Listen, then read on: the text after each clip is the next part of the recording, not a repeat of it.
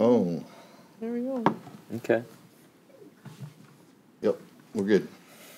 Okay, so Shabbat Shalom and Shavua Tov almost. No, it's not Shavua Tov yet. It's almost a new week. It's sundown, but we'll probably be here till wish 'em sundown. that. That's right. Yeah, have a good week. Have a happy New Year. It's not New Year yet either. But it was. It's nice. We have this is a full house for us, so it's nice to have people. And thank you. I told Tim earlier that. Thanks to him coming last week, I would have these guys if they wouldn't have showed up. I'd have been all by myself. So, got to teach him how to do the audio, video, and we'll be in business, right? Yeah. Nothing to it. If he can teach me, he can teach him. That's right. John was teachable. And above all, Sherry came back and brought food. So I feel like everything is just perfect. So Normal. just back to normal. But I am excited about what's coming up in 2019. We were talking, we sat down, John and I sat down and mailed out all the calendars this year, and he just told me we better get more calendars because I believe, there are more and more people who are finding this Hebraic way.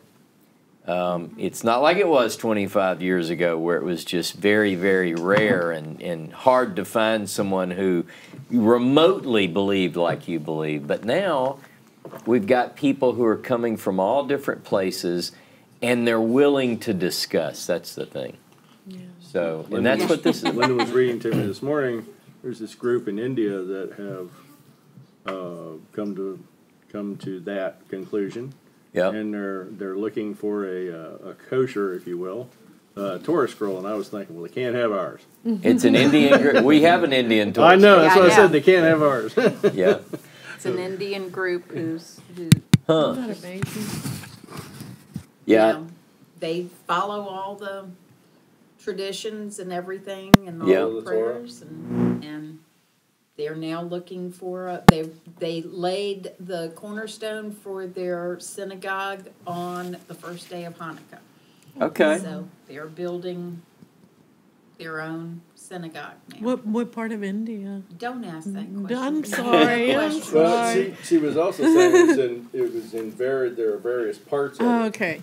So it Yeah, wasn't just there's- one spot. There's There about, were, there's about 100 people in this community Wow. that believe, and they're now I think it was 500. finding you said. more areas around them, more people around them. Wow. We need to So- pray for them. They probably are persecuted for, going off the Well, track in that part as of far as. India, I think they're okay. It's when Yeah. you get over to more on the Pakistan side Yeah. that it's like that. I worked with several of the Indian people, and they're very understanding of most of them, of a lot of different views. And then of course I have a coworker who has very quietly kept walking up to me saying, "Well, tell me this and tell me why you believe that." Right. And so finally, right after Hanukkah, she said, "Tell me everything I need to know because my family's going to do Hanukkah next year." And I was like, "Well, this is okay, from Right. you of all people, if anyone." I was a little shocked, and then right before Christmas, she came up and she said, "I had my DNA done. I'm Jewish." Huh. Wow. Yeah. So she was waking up. And she's like, "I need to know more, seriously." Well, I appreciate you telling me that because you've talked to us a little bit, not on line necessarily, but about at work. I mean, you're not allowed at work to just go in and proclaim anything about your faith, but it's an example of what happens when you let your light shine, so to speak. Because these coworkers noticed and they begin to talk to you and they ask, well, what is it why do you do Hanukkah? And it opens up a dialogue, which is what we need. Yeah, and I'm not allowed, I don't say anything, Right. but they see that I do Hanukkah and they see what I participate in or don't participate in, and then they suddenly are now more and more. It's like the one lady that saw her Star of David pendant I got her Yep. and said, "Well, you're Jewish." And she said, "No, I'm Hebrew." Yep. And she goes, "Oh." She said, "You probably don't know the difference." She goes, "Oh, yeah, I do." Huh. But you One of kind our of, viewers wants to know how they can get a calendar. See? Do we have any more, John? I have to check. We might have, I don't know. I have to check. We have, as a matter of fact, excuse me, everyone. By the way, did you mail that one that? I mailed the one that you'd Okay. asked, and then I saw some email back, somebody said, I didn't get a calendar. Okay. I don't know, I don't remember Okay. who that was. All right. But I thought everybody that was on our list got one. Apparently, somebody got overlooked. We mailed that one out. And I don't know, sometimes, believe it or not, the post office loses things. Right. Saying, Say it isn't. not being accusatory here, but. James is complimenting Sherry's haircut. It does look nice. Yes. Yeah. It can even look better when a professional does the blow drying or straightening, because I haven't mastered Dave that can part do it. yet. Yeah, You I can got a fix it. plug. especially on humid, rainy days. It's just Yeah, a we do challenge. have rainy weather today. It's a challenge. I'm still learning how Yeah. to groove myself, so Yeah. leave me out of this. That hairstyle, that new hairstyle is What thanks about? to my sister Patty. Yeah, that's She's right. So sweet. Make it like a D plus. One thing just to remind people is I mentioned it in the class. We did post our 2018 kind of a year in review. So everybody, please take the time to read that. Yeah. And it sort of catches people up on some Wow. things that we've done. So James says we have plenty more. Let me know if you all need them. So We have one left. okay, we have one left. Okay. And you found that in my office. That might have been mine, but Might have been yours. but we'll be happy to share it. Well, if that's the case, then we got two, because I got one in my office at home, so. Well, I do too, so. All right. So one of the things that we do, for those of you who don't know, is we do have these Jewish calendars that one of our longtime members of United Israel, back to the formative days, every year they purchase, a good amount of these calendars, and we mail these out at no cost, no charge to people, who follow United Israel. And so this year we mailed out about 225, I think, something With like follow-on, probably somewhere between 230 and 40. that. Yeah. And I think you said from the list of the previous year, it was about 110. So we've I over don't doubled remember. our Yeah. shipment. Well, I have a thing for these numbers. So Well- we've over doubled the outlet of the calendar. So we have more people tuning in. Well, I'm excited. I'm excited for a lot of reasons, and I think the biggest thing is if we believe that the message of the Hebrew Bible is the message that ultimately will, reach the farthest ends of the earth, then we ought to be excited about people finding this. United Israel is not one of these organizations that says, okay, Dave, you have to believe these things or you can't come in the door. Or you don't get a calendar. It's sort of a loose association. Yeah, you of weren't born people. into our tribe. Yeah.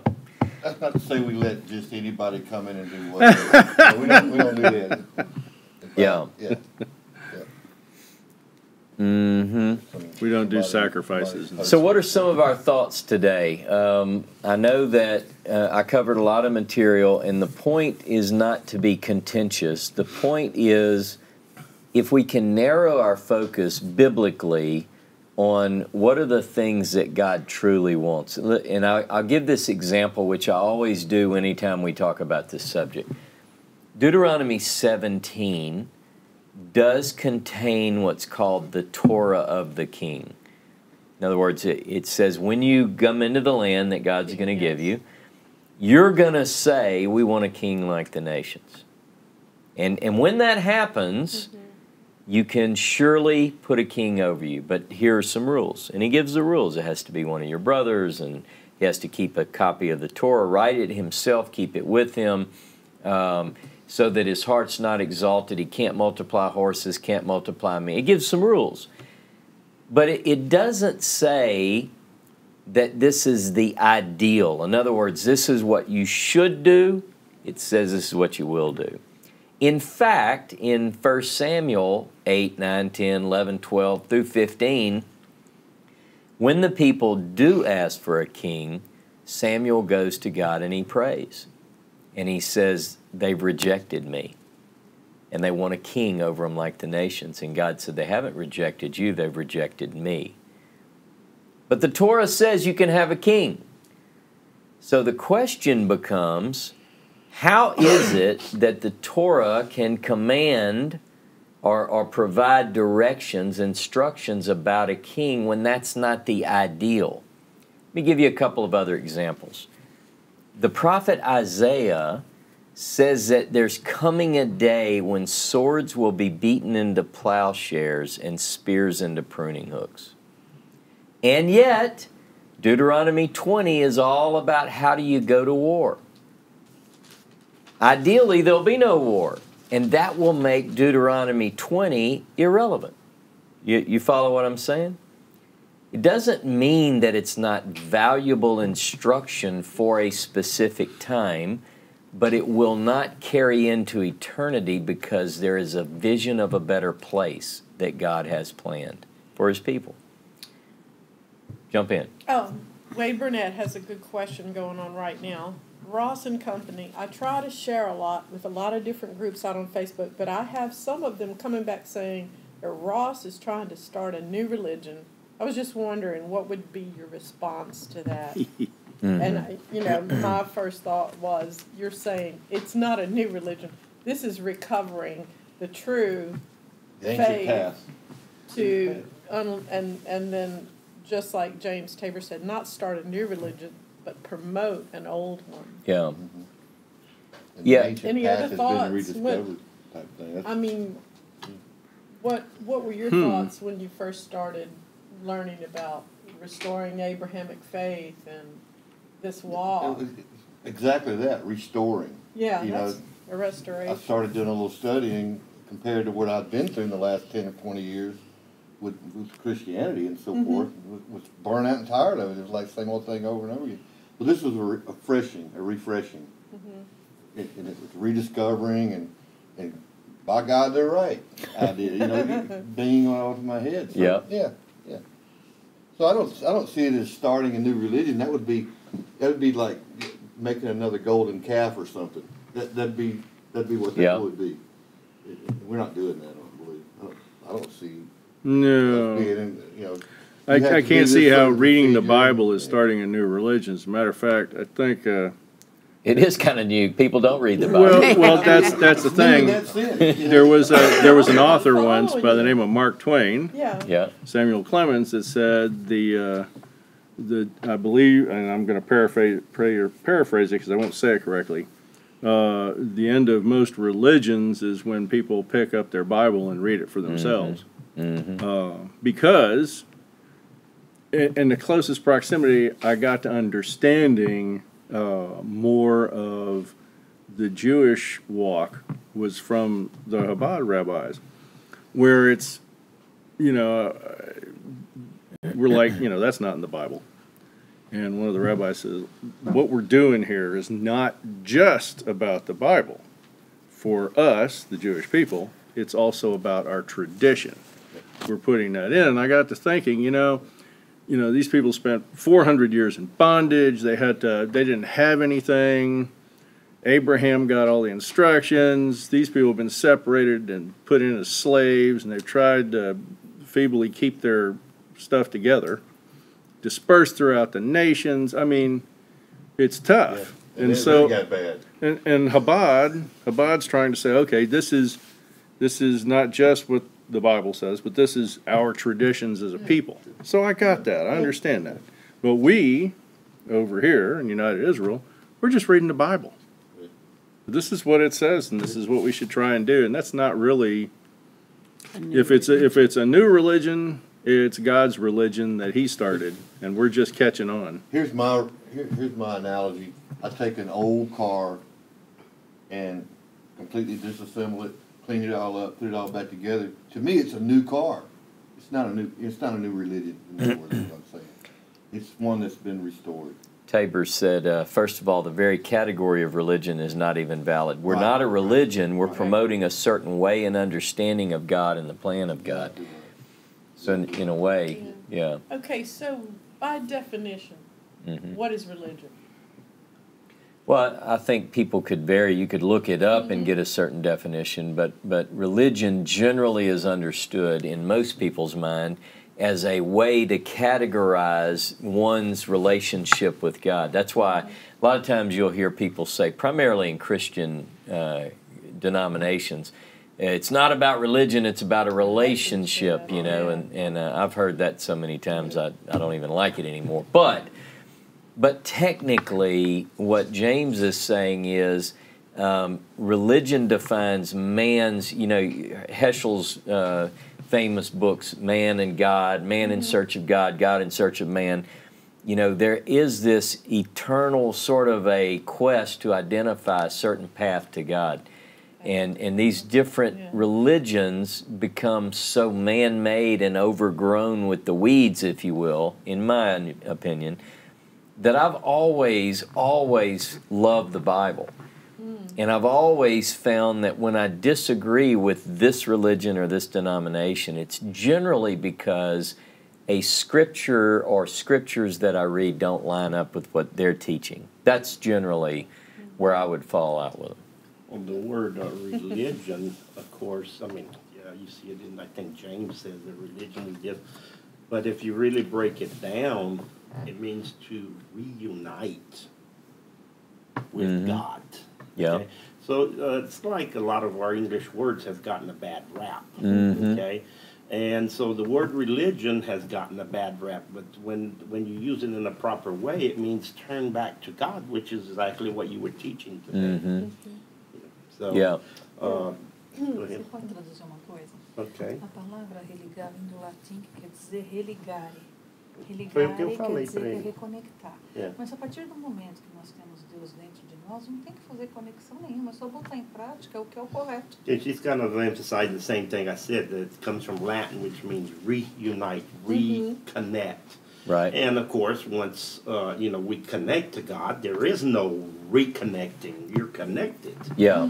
Yeah. So it's not a religion anymore. You're connected. Because in my opinion, in your inconscient, okay, you have idea what is right or no. Yeah. Okay, God, for me, right inside everybody, your laws.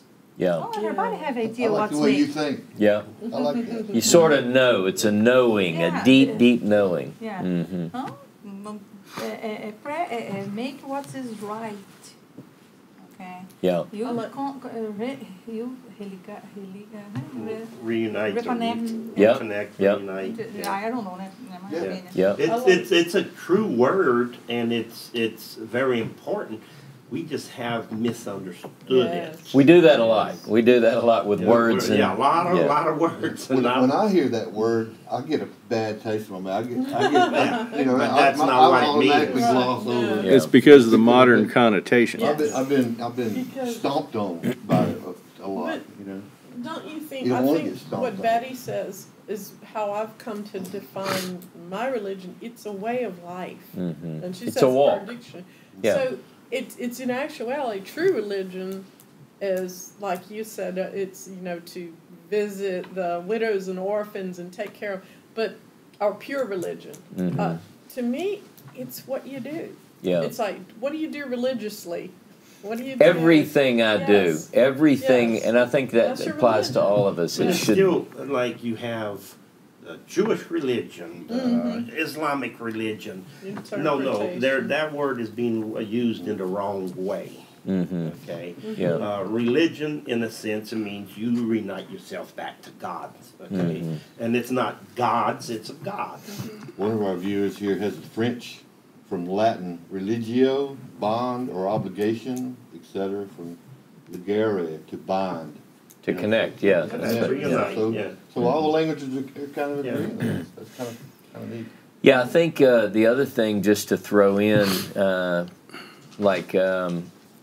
Miriam says, I found that if you don't identify with or join a religion, people see you as strange. And James says people still need descriptive labels, so I prefer either Hebrew faith or Abrahamic faith. It's, Now, it doesn't mean like, let me give you an example. I just received this email, and it says, I won't give the name, hi, I opened it and it closed.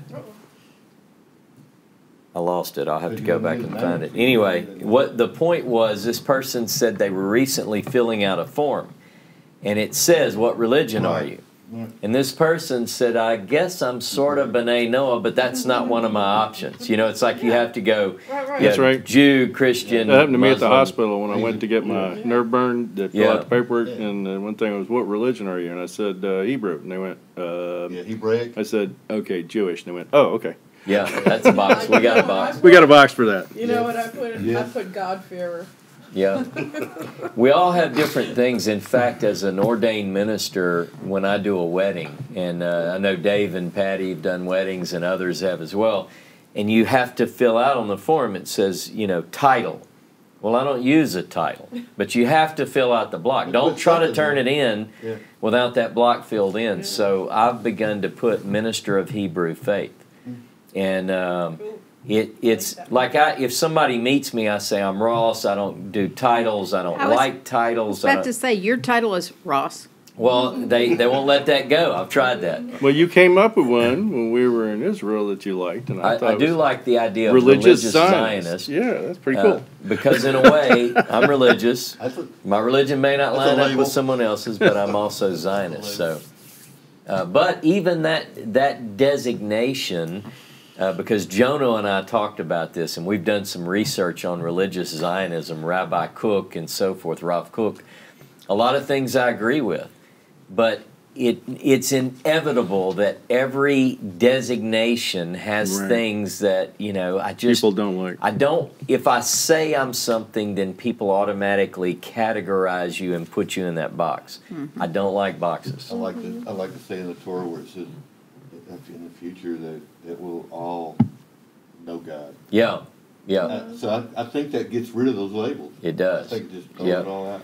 Yeah. We're all know God. Mm-hmm. What I see, I mean, this is my personal experience.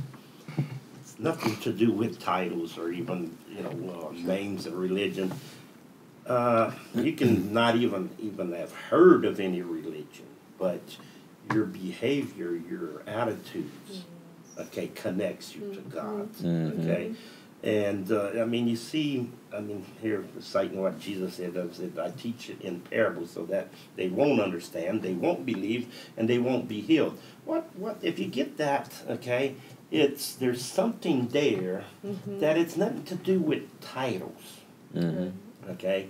It's a universal law, and if you click into that universal law, automatically the consequences, good or bad, is going to come to pass. It's inevitable. It's going to happen. Yeah. And so now I can understand why you have, you know, even different religions, even different denominations or whatever, and people get good results.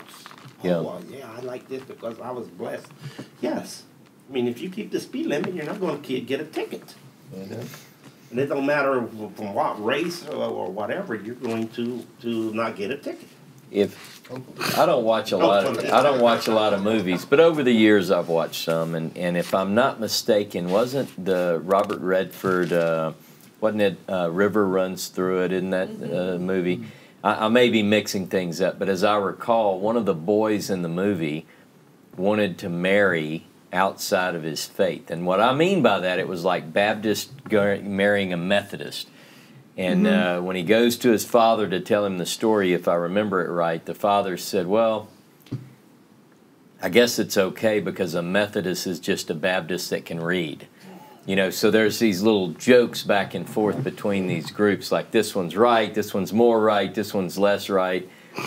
I think the thing that I've always loved and felt really comfortable with in United Israel is that we don't check people at the door.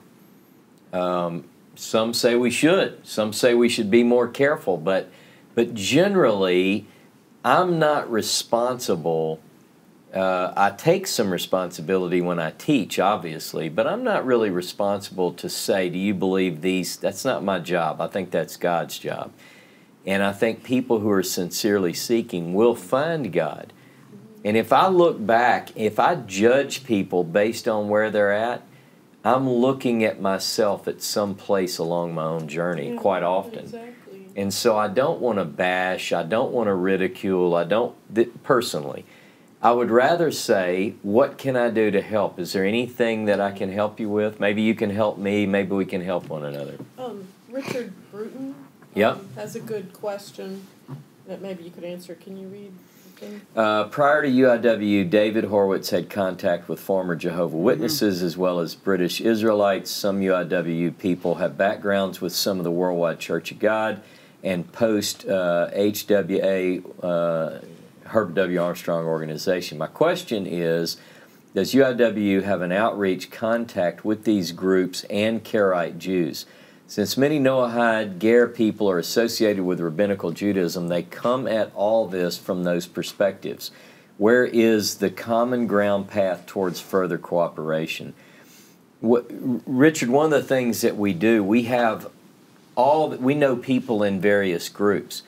And I guess the biggest bridge, if you will, or the common path, is that we do welcome these people. And while I love to hear stories, usually it's just within a few minutes I'll say, well, what's your story? How did you get to this? And we did that the first day we met. Background, you know, the diverse background. Yeah. And that's what makes this so beautiful. It's like, you know, if I want to find out about something, I go ask John this, or, you know, whatever, you know. When just saying. When you're We searching, have resources. I checked into that one that you mentioned, you know, the Church of God, and it's, Yep. The Worldwide they were Church of God. keeping the Yes, that's Sabbath, and I even had one come to my Feast. house, and it's kind of like, I'm not going to jump from the fire into the frying pan. You know, Yeah. it's not, no, Yeah. I'm going on. Yeah. But yes, you're going to check out different things because you're searching. Yeah.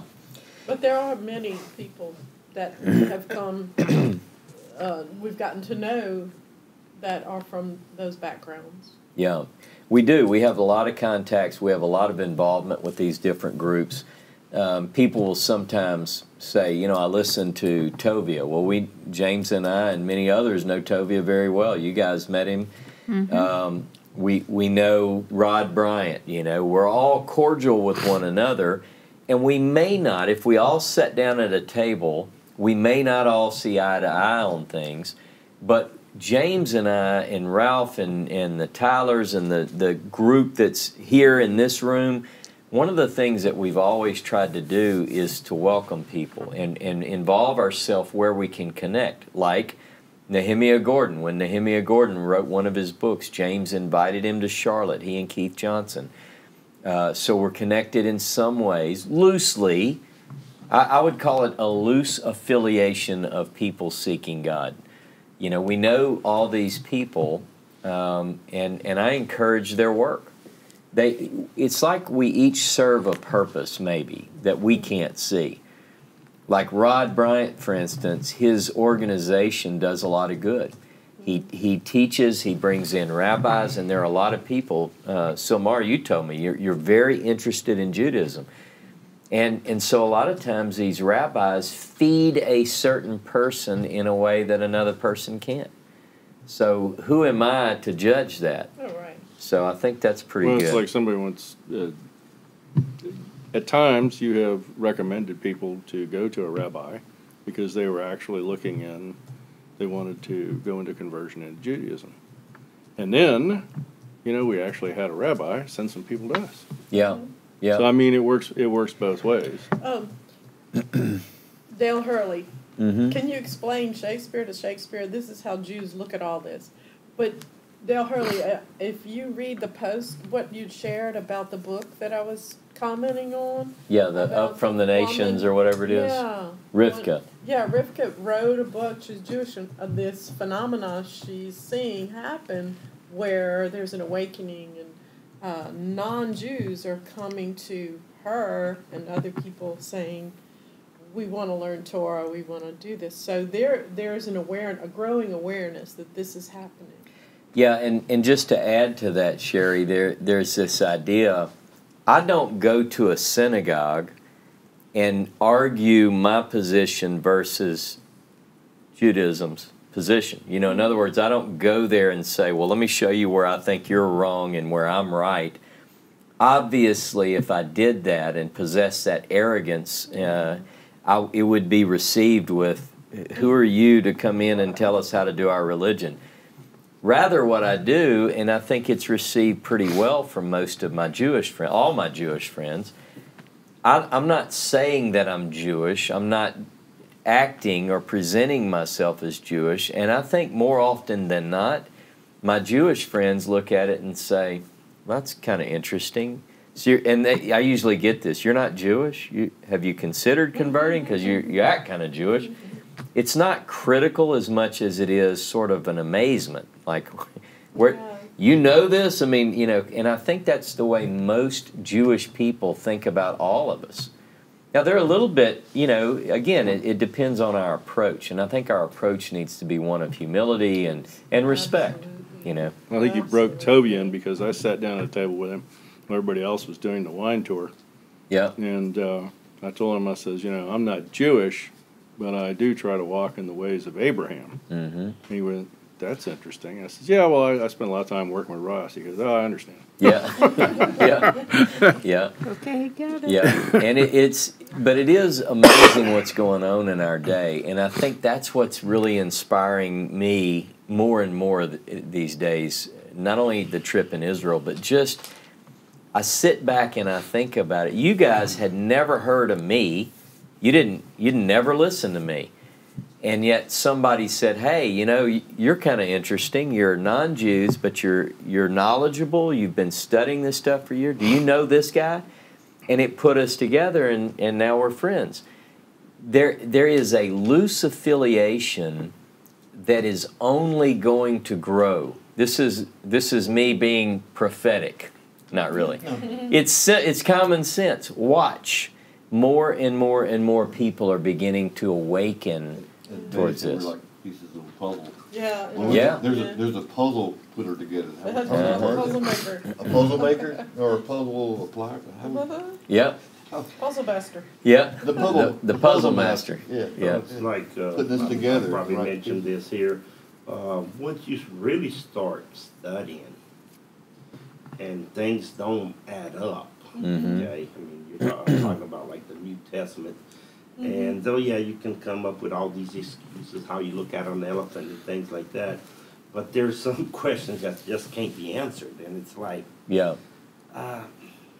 God, if he's going to really transmit a message, he's going to let you pick and choose or kind of, oh, he's meaning this. No, he would be very clear at what he's trying to transmit. Yeah.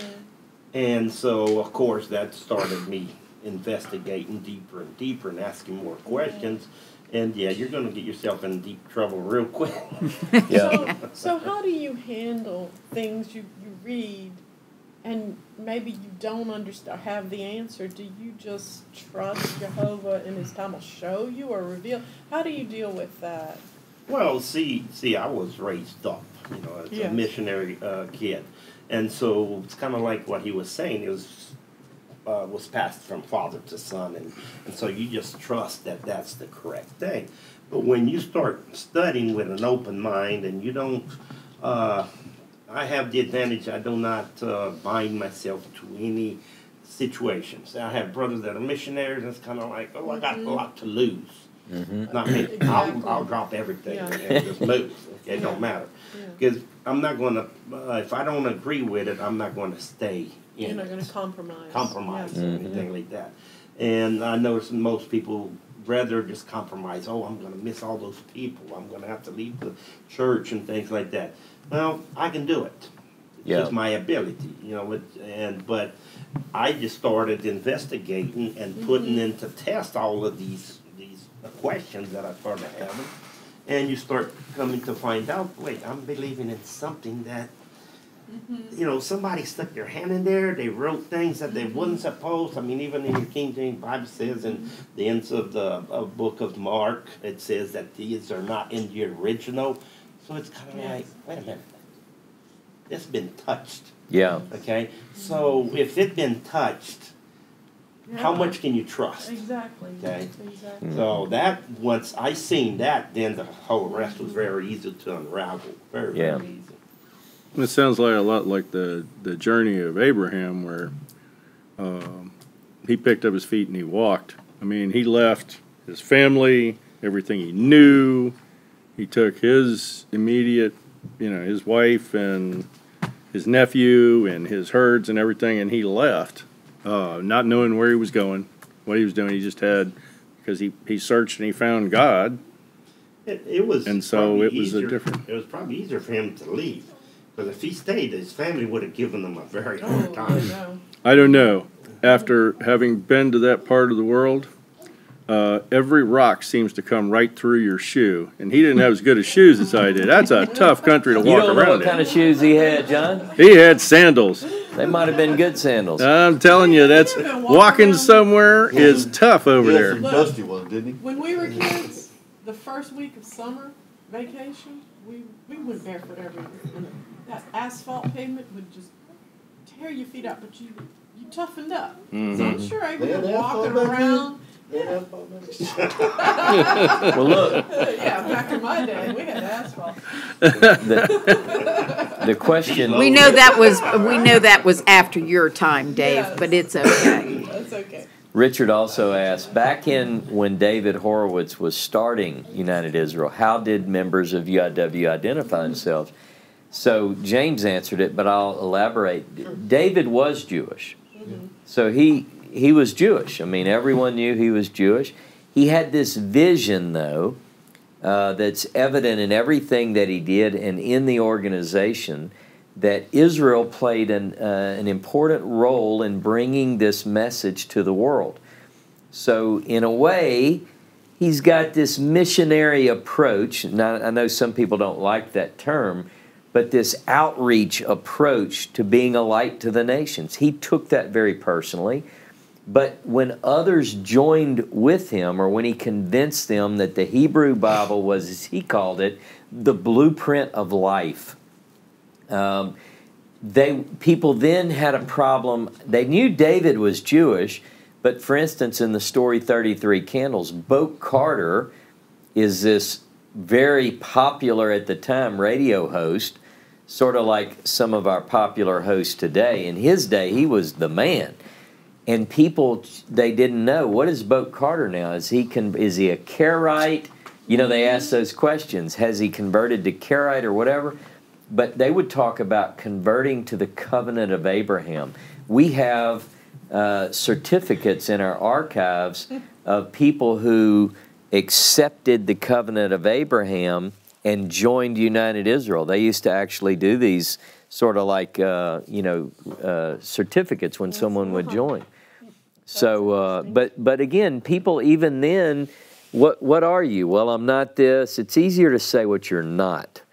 You know, like I tell people when I meet them, and they go, what are you? Well, I'm not Jewish. I'm not Christian. You get those out of the way first.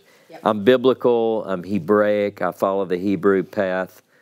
You know, and generally people like you said, Tovia, he's had that conversation with me, as you know, and they get it.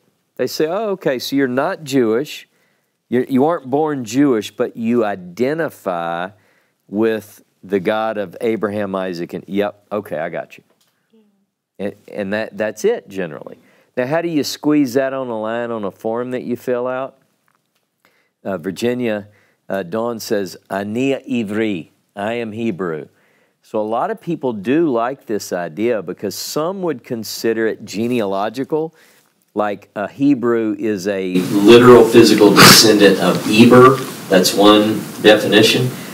But there's this, I almost don't use this, but a spiritual identity too, of one who crosses over. Yes. Think about it. Every one of us, in a way, we crossed over. It's not so important whether you were Baptist or Pentecostal or whatever, but what have you crossed over to? You've crossed over to a liberating faith that is guided by a set of instructions given by our Heavenly Father, and we seek to live our life according to His ways by doing things which please Him. Yes. That's what we're doing. Now, everyone's going to define that differently, but I've resisted labels simply because it becomes hard. A label generally has certain baggage with it. You know? I really love that you titled this Desire, His and Ours, and how we are either hindering or are forwarding Yeah. the kingdom of God on earth. Yeah. And just those things that, you know, the thing that you hate somebody else doing, you don't do it to them. You know, we all want mercy and loving kindness and justice and, you know, those are the things that in our daily walk that I'm preaching to myself. Yeah. That I strive for, that I need to correct my course daily on these things, that my heart not be hardened, that my ears not be deaf. Because I do believe Abraham heard from God, whether he voiced like Moses or in his heart. I believe he followed God and he knew his statutes and laws because God showed him. It was in his heart, that walk. Yeah. To make a, I don't know what be the English word, but to resume, I think it's probably right. To Just say you resume, got an echo, Dave. to resume what you were teaching on, it just clicked to me was, if God is not happy with sacrifice, okay, which what was sacrifice? It was a way to try to make up for something wrong you did, okay, unconsciously or whatever. And I started looking at that. I said, wait a minute, that's like the system saying, hey, I don't care about you paying tickets, okay? Just behave and you won't have to pay I'll tickets. teach you not to get a ticket. Yeah. Yeah. Because, you know, we're all looking for how do we redeem because we did the wrong. And I see God is happiest when we don't do wrong at all. I like that. And that's where I seen the whole thing coming together. So no, y'all want to do y'all's way, and y'all want to pay for it. Yeah. Just don't do the bad Just way. don't do it. Yeah. You know, Follow the speed limit. just follow Don't the get a speed ticket. limit. Just and I got a speeding ticket last Oh. week. You're preaching to me, Tim. no. You're doing that on purpose. That's a though. great analogy. That's a great analogy. no, it's just if you look at it, if we just live correctly, we don't have to worry about these things to correct it. And Yeah. so it's, I kind of seen how God said, I'm fed up with this. Yeah. Y'all want to live y'all's way, and then y'all want to pay for it. That's a good point. That is. I like that. Dave Cole's always talking about, you know, Cain and Abel. If you just do what's right, it'll go well with you. Yeah, you know? that's true. If That's what God if Wouldn't said. you be don't, accepted? You know, sin's going to be crouching at the door, you know, out to get you. Yeah, it's, you know, the biblical message, we can pick up on certain aspects of it and miss the bigger picture often. And, you know, I always use the example when this subject comes up. According to the biblical story, God tells Abraham, take your son Isaac, your only son, the one you love, and offer him for a burnt offering. And he gets up and he gets his boy and he sets forward to carry through with that. And if he had killed him, he could have said, you told me to do this. But there was another voice that came into the narrative, and it said, stop, don't do this. Both were the command from God. The command to sacrifice, the command to stop. The command, this is what I want, this is what I want. Ultimately, what he tells him is, now I know that you're willing to go to whatever extreme, but you're listening to me. And that's, to your point, that I think is really what God's desiring. And it's made clear in Jeremiah 7, 22 and 23. You know, it says basically, all I want is for you to listen. I didn't command these other. I want this. This is what I want. So I think we have to be careful and not miss the woe. Like, stop. Everyone hears the go kill the, you know, whatever. But very few are reading the text which say, I don't want this. This is not what I desire. What God desires is our heart. He wants a broken and contrite. He wants an obedient person. And that's what we should be doing. Isaiah 58, I mentioned it. That's a powerful passage. I mean, lift up your voice like a trumpet and declare my people's sin to them. And he said they're fasting, they're going through all these rituals, but what does he really say? This isn't what I'm asking. What I want you to do you going without food, Ross, is only half of it. You giving your food to the hungry, now we're talking. If you fast, if you say, I'm not going to eat Thanksgiving dinner or Christmas dinner or Hanukkah, whatever, that's one step. But if you say, I'm going to take that food and give it to a homeless person, see that the idea is to get ahead of the bad, to do good beyond measure. That's what he's looking for. Well, it goes to point, when you do that good, it takes faith. And it's kind of like casting your bread upon the water. That takes faith. The fish are probably going to eat it. Mm-hmm. But you trust that it's going to come back to you. So you cannot, like a lot of people put it, you can't outgive God. No, you can't. But your attitude is going to demonstrate how much you trust there is a God. Mm-hmm. Okay, so helping the poor and helping the needy, that is a way mainly of testing your trust, your faith. Yeah, yeah. Okay, there's always going to be poor, in the midst of us, and we can't solve everybody's problem. But in us being willing to share, willing to give, that kind of demonstrates, because you're not going to get something back from the poor. That's right. That's beautiful. Deuteronomy 15, don't close your hand to the poor. Yeah, it says you're always going to have them with you, but in that same passage it says you won't always have them with you. Well, how is that? Because we should be fulfilling those needs. Mm-hmm. One of the questions that came up is why would God tell anybody to do something that was wrong? There's an interesting passage about Abraham his son being required. Maybe, but yeah. So if you look at Ezekiel 20, Ezekiel 20, beginning in 23, and I'll let people study this on your own, and or maybe you guys can tell me what you think it's talking about. But I think this is interesting. Chapter 20, the whole chapter is very enlightening. But I just want to pick it up here, verse 23. I lifted my hand to them also in the wilderness, declaring that I would scatter them among the nations and disperse them through the countries, because they had not executed my judgments, but had rejected my statutes and profaned my Sabbaths, and their eyes were after their fathers' idols. Pay attention to this. So I gave them statutes that were not good, and judgments whereby they should not live, and I polluted them by their gifts, in that they caused to pass through the fire all that opened the womb, that I might blight them. Some translations say horrify, that they might know that I am Jehovah. That pretty much wraps it up. Now that's God saying, it's talking about he did certain things, statutes that were not good, I gave them. What does that mean?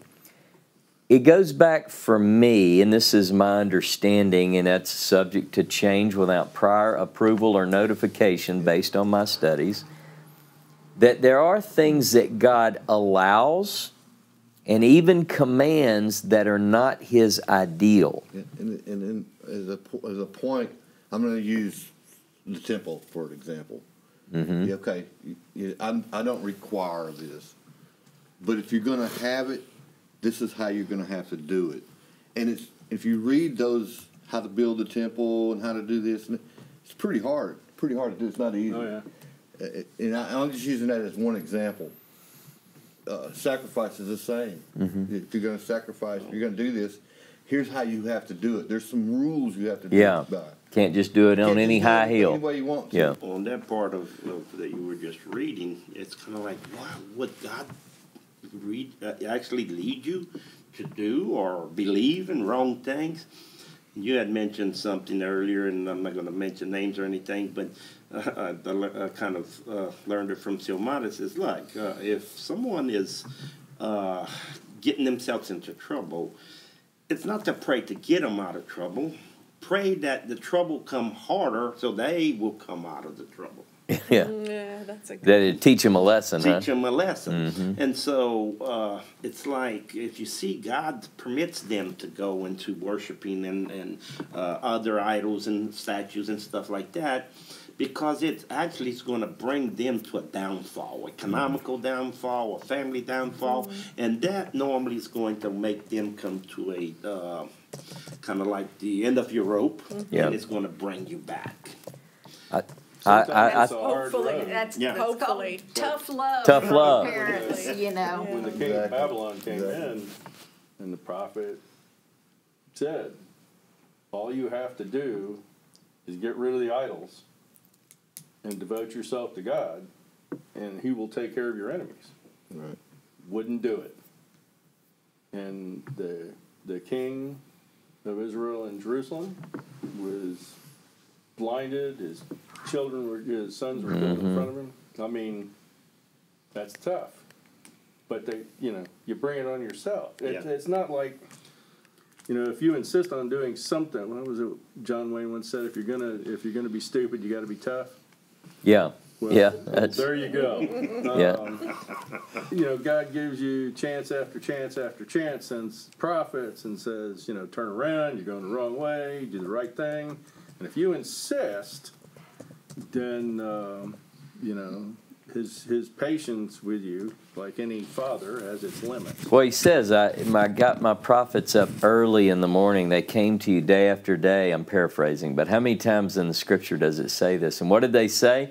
Amend your ways and your doings. That's the English. But the idea is turn. What God wants is turn. He has no desire, no delight in the destruction of the bad. To your point, he wants the bad to be good, to do justice and righteousness in the earth. This is what he delights in. Now, we have focused on the remedy. What do we do? And that was the question from Micah 6, What do I bring? What is God asking? And the answer is, do justice, love loving kindness, walk humbly with your God. He's told you what is good. That's what he wants. He wants good. The earth, when it was created, it was good. It was good. That word justice is very, Yeah. very, the word Portuguese kind of messes me up sometimes, but it's very huge. Yeah. Okay. Justice means do what's just. Yeah. And to do what's just, that means contrary of doing what's wrong. Mm-hmm. Yep. Okay, you can't be just and do wrong at the same time. So that covers up And almost. there aren't necessarily laws against what's wrong in this world. But Yeah. with him there are.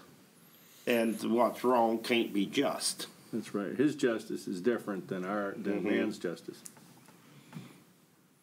Yeah, there is, the Bible, the more I study it, the more questions I have quite often.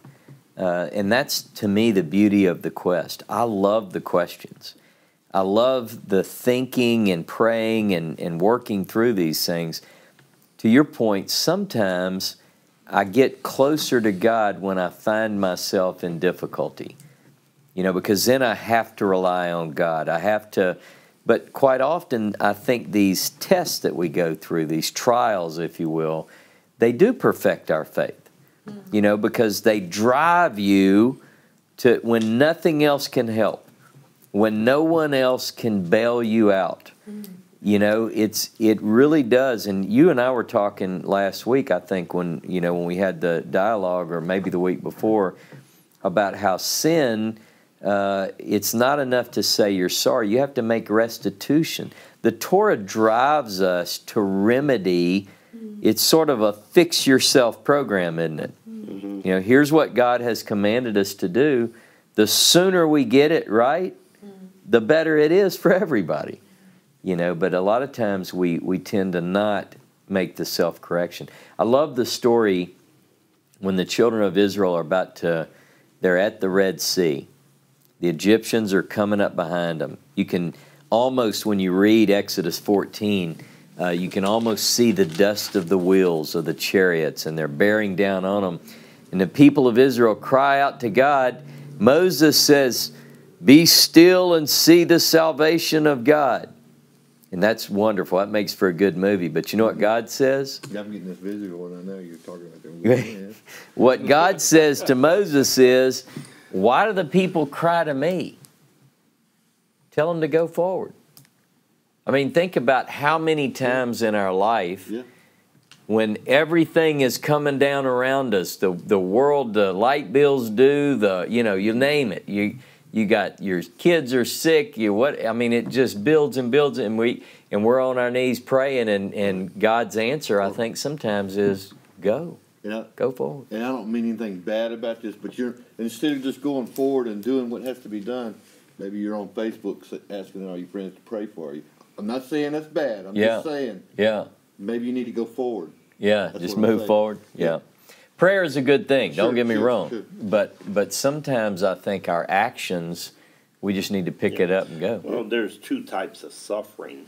Okay, you can suffer for wrong that you do. Okay, but you can also suffer in a way where it brings a positive results. Yeah. Okay, it's not all suffering is from wrong that you're doing. I mean, it's not a consequence. And I kind of look at life kind of rocks in a tumbling bin to be polished. Yeah.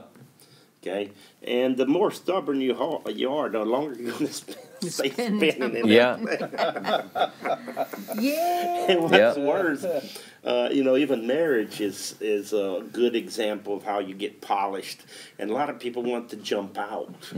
Find out when they get into a second marriage, it was worse than the first marriage. Yeah. Because, God's not going to permit, if he got you under his focus, he's not going to permit you to just stay rough. Yeah. He wants to get you polished, okay?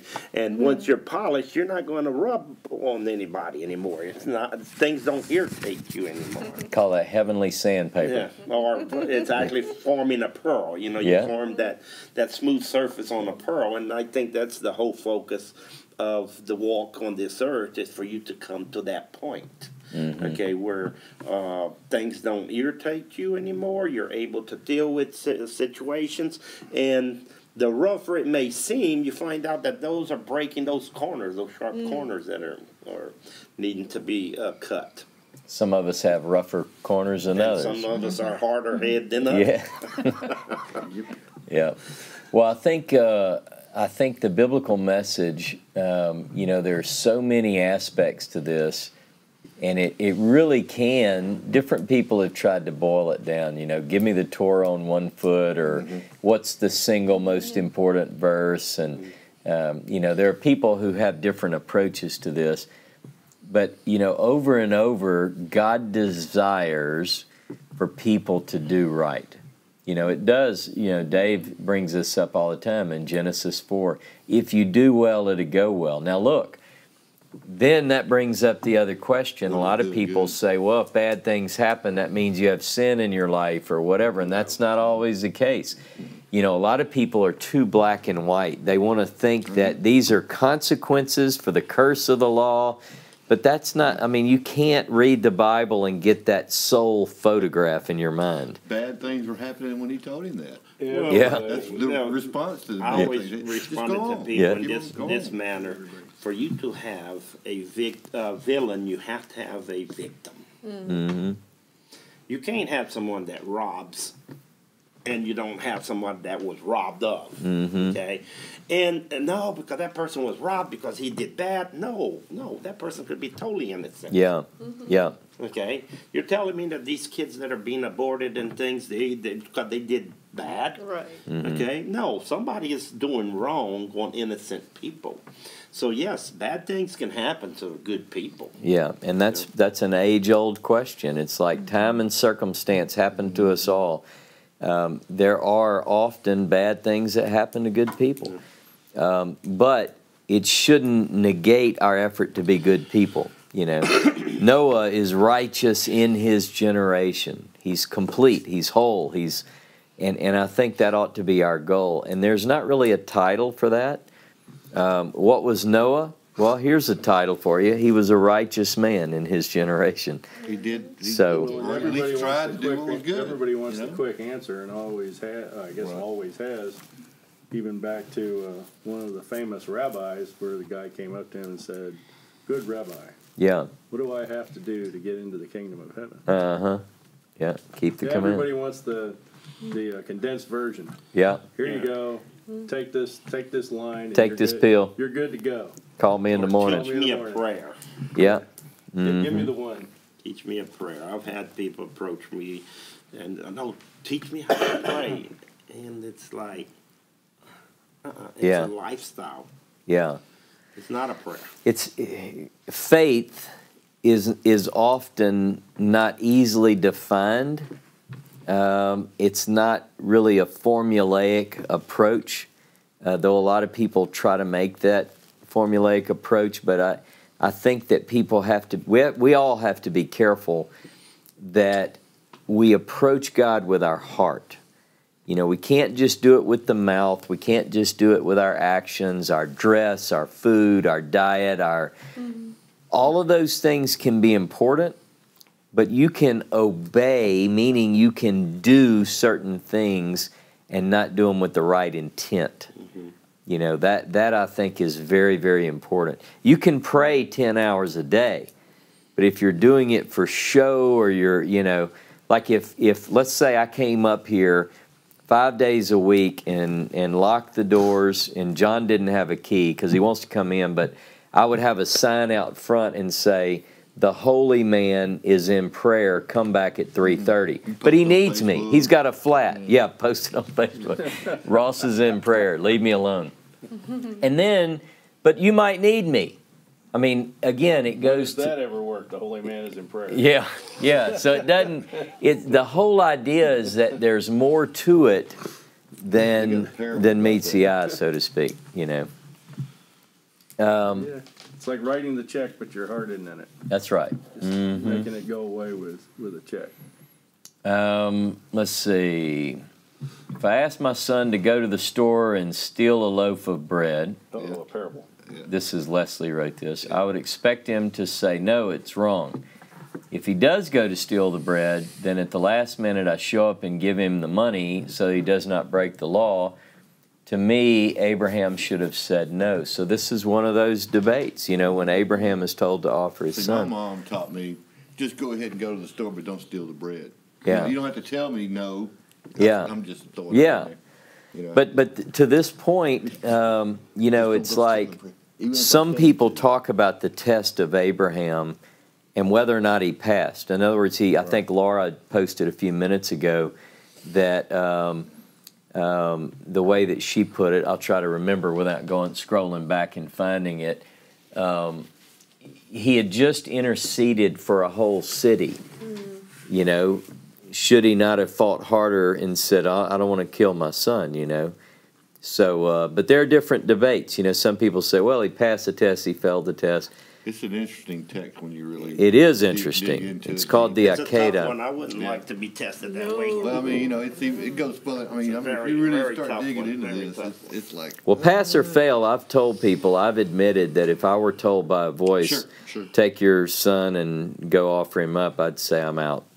You know, but that's me. And It some would have people to go, be a- well, you're the wrong guy then. And It'd have to be true. more than a voice in Oh, your head. You know, I would have to. I'd have to go back and visualize. If he heard the voice of God, hey, leave your people and go, and then he's constantly hearing the voice of God, and he sees the results. It's easier to trust. Okay, it's easier, and especially because if I'm not mistaken, there was promises made about his seed. Yeah, So absolutely. it's kind of like, you want to take him? How are you going to fulfill this? So Yeah. It's it such was a kinda- misunderstood. Well, I think God knows our limitations. Abraham had greatness in store for him. God knew that, and so the tests and the trials were bigger. Commensurate to his Yeah. abilities, huh? You know, for those of us that are a little less than on the plateau of Abraham, Right. the challenges Are lower. become a little bit lower for our stature in life. Yeah. I don't know how true this is, but it is still a good, very example. Said that when they were choosing the Arabian horse, the warlords or the powerful people of that region, they sent all over the existing world to bring the best breeds of horses. And here they trained them real good and everything was going fine, but there was a final test. And the final test was to leave them in the corral for 3 days without food and water. And at eyesight, they could see an oasis, okay? And on the third day, I mean, these horses were thirsty as crazy, and they were already at their limit. They opened the gates, and all the horses took off. And they gave the command to come back. And only one out of all the horses came back, and that's the one they used for the breed of the Arabian horse. It's kind of like if you're going to be an obedient animal, it's going to have to be in all situations. Now, how true that is? I mean, Yeah, but it is but an it's illustration. A good point. Yeah, good point. So it's kind of like the test that God gave with Abraham. You know, it's kind of like how obedient or to what point can I? Are you willing to obey? Well, certainly Abraham is known in all three, what we call the great Western religious traditions, as the father of all the faithful. You know, he's respected in Judaism, Christianity, and Islam.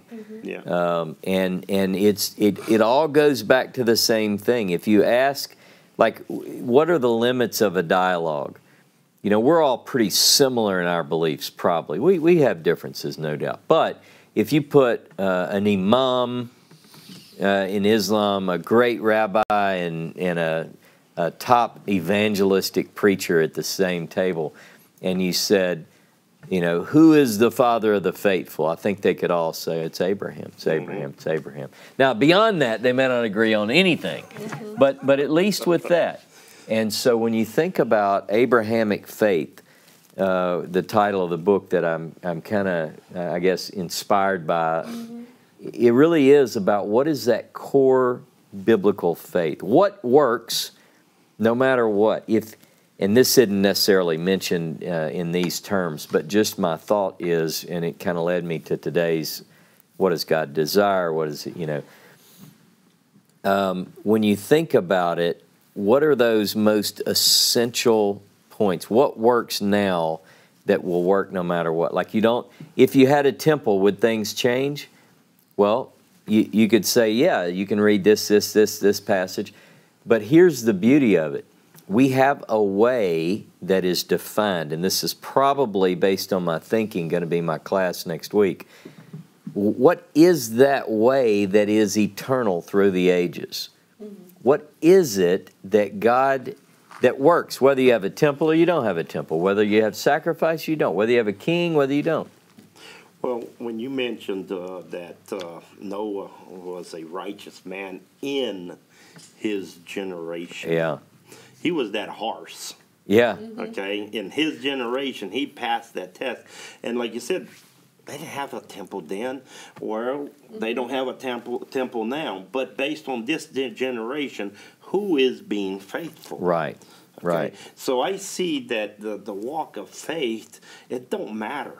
It don't matter. It don't matter about technology. It don't matter about any type of situation. That doesn't change. It doesn't change. It's you're willing to obey. Yeah, that's right. That's right. What are those fundamental, essential things that all people of all time can ascribe to?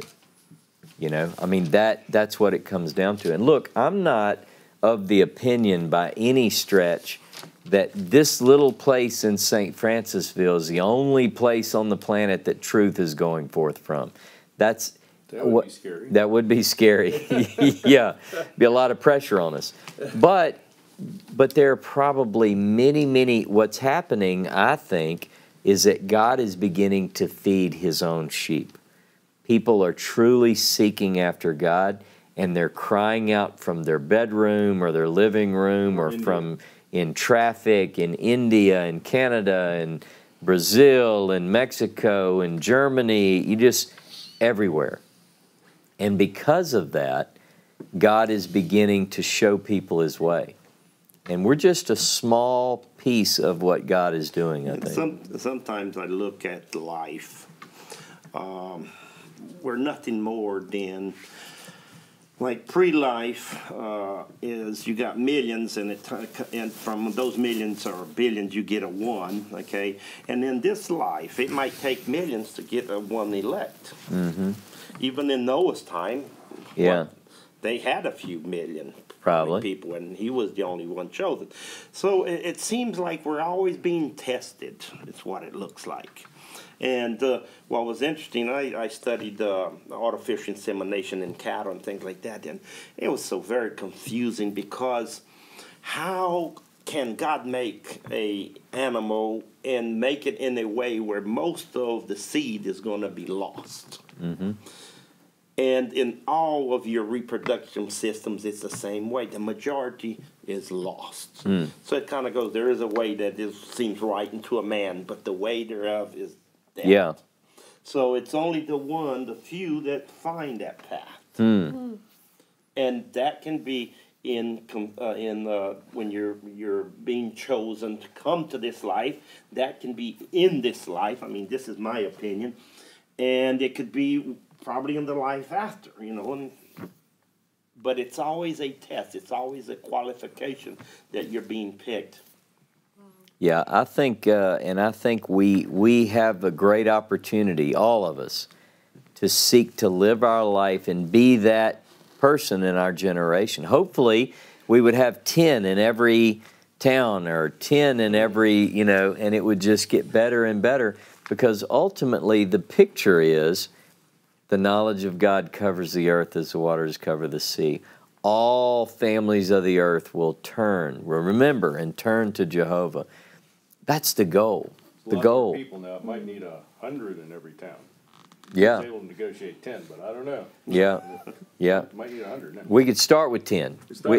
We could start. I don't know if that'll work. Yeah. It'd be nice. It'd be nice.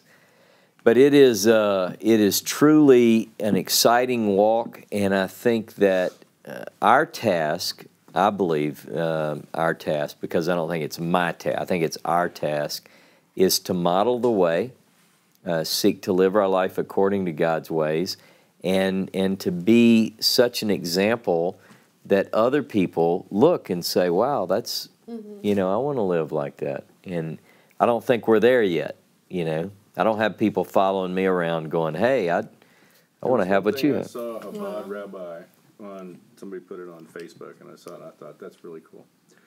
It may have been Betty, I don't know. And it was, it is better to be kind than it is to be right. Yeah. Wow. Mm-hmm.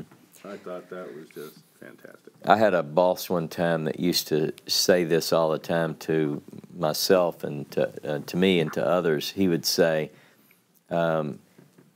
sometimes you can be right and not do right. And I think about that a lot because there's, how many times I'm right, but you're not doing right, see? So sometimes our fights and back to Isaiah 58, read Isaiah 58, the pointing of the finger and the accusatory position. I don't want to be right at the exclusion of doing right. I want us to do right, and hopefully we are right, but in being right, we ought to do right. So, hey, it's a beautiful time anytime we can get together. Yes. Huh? In here, yes. Looks like we're between rain showers. Yeah. Yeah. So we are going, unless anyone has anything else to add, we can let these people go for the day. And Mark Williams says, is this a pub? And I'm like, what? And I'm like, pub? And I didn't understand it. And I'm like sending him a question mark, and then he goes, a rabbi, an imam, and a priest walking to a pub. Oh, yeah. Yeah. There you go. So we have Mark from Great Britain. We have anything come up on the YouTube channel there? It's pretty quiet. Okay. Which is kind of like, I don't want to tell everybody on Facebook that the YouTube chat is just, it's quiet. You can get on there and actually make your point across. Yeah, I got you. It's a little secret It's then. slower. It's like a secret club. Yeah, it's like but it's out the bag now. So we do. I'm pleased now that more people are finding and using the YouTube channel now that we've been doing this for a few months again, and It's nice that we have the software, thanks to Dave and Michael finding that on how to stream to multiple services. And So, actually, we might look into doing more than just the two Facebook and the. yeah, we got a whole list YouTube, of them. I don't even know what some of those are. YouTube, you know, whatever stuff you can get on your smart TV. Hulu and Hulu Apple all that TV stuff, and broadcast straight to And them. our upload will cover all that. I think so. We just have to set it all up. We have to first figure out what it is. Yeah, yeah. Maybe we'll get somebody else to look at it for us. We have a big enough tube to shove it down, we just need to figure out what to shove down. Our signal goes to a company and they set it out from there. So they have a huge tube. Cool. Well, look, I want to put one plug in just before we go. James and I, we did get our latest report on the tour that we're going on in March 1st through the 12th. And James is pretty satisfied that we're full. We have 36 already signed up. Yeah. But we can go up to 40 to 42. Really, I mean, Just a comfortably. bigger bus. And we can even get a bigger bus if we need to. We're only going to do one bus, yeah. but the tour is in March, so I'm just letting people know that we're about to shut it down. So mainly that's so we can secure hotels. Israel continually grows in terms of tourism, and it is harder and harder and harder to find hotel accommodations. By the way, the U.S. was like number 3 or 4 in the visiting list to Israel, Oh, yeah. which amazed me. Mm-hmm. Yep. So anyway, if you're going, if you intend to go with us in March, do it quickly. Go ahead and log on to our tour page and sign up for that tour. If you want to go and you can't find the link, email me and I'll help you out. But Shabbat Shalom, and now I'll say Shavua Tov. Have a wonderful week, and we will see you back next week, same time, same channel. Shabbat Shalom.